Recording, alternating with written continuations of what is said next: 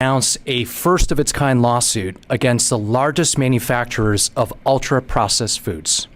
Ultra-processed foods that are making us sick, plain and simple. These products in our diets are deeply linked to serious health conditions, imposing enormous costs on millions of Americans and cities and states across our country. Our case is about companies who design food to be harmful and addictive and marketed their products to maximize profits.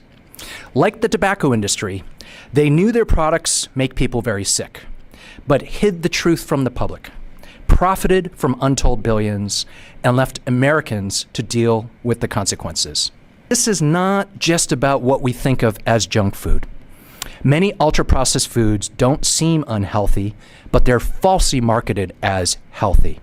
The tobacco industry drove the rise of ultra-processed foods.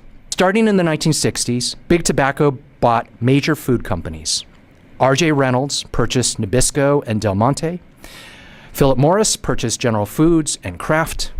In the 1970s, the food industry consolidated. These companies then transferred people, ideas, technology from Big Tobacco to the food industry. They used Big Tobacco tactics to research, design, and sell addictive products. They used addiction science and marketing techniques that followed the Big Tobacco playbook of creating the illusion and erosion of consumer choice. Addictiveness is a feature, not a bug. On the marketing front, they bombarded kids with product messages and advertising with cartoon mascots, from Tony the Tiger and Fred Flintstone to Paw Patrol.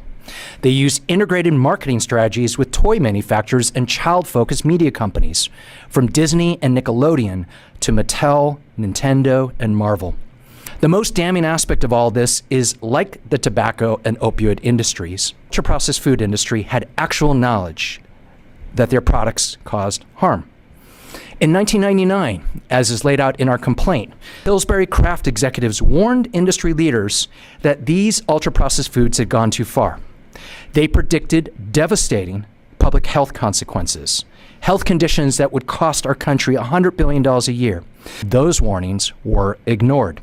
The companies we are suing today include Kraft Heinz, Mondelez, Post Holdings, Coca-Cola, Pepsi, General Mills, Nestle USA, Kellogg, Mars Incorporated, and ConAgra brands. We are seeking to hold these companies accountable for their unfair and deceptive practices.